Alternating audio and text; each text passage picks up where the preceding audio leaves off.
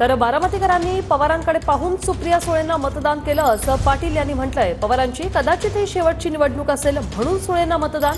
बारामतीकरांचं सुप्रिया सुळेंकडे पाहून मतदान केलेलं त्यांनी नाहीये असं उमेश पाटील यांनी म्हटलेलं आहे।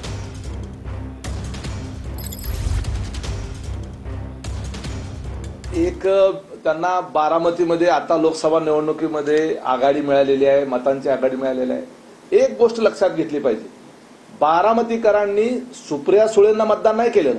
बारामतीकरांनी पवार साहेबांची कदाचित ही शेवटची निवडणूक असेल म्हणून पवार साहेबांकडे बघून मतदान केलेलं आहे, सुप्रिया सुळेकडे बघून मतदान नाही केलेलं।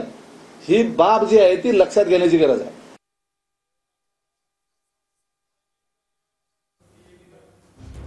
तर बारामतीकरांनी पवारांकडे पाहून सुप्रिया सुळे यांना मतदान केल्याचं उमेश पाटील म्हणाले। पवारांची ही कदाचित शेवटची निवडणूक असेल म्हणून सुप्रिया सुळेंना मतदान झालं असंही त्यांनी म्हटलेलं आहे। तर बारामतीकरांनी सुप्रिया सुळेंकडे पाहून मतदान केलं नाही असं उमेश पाटील म्हणाले।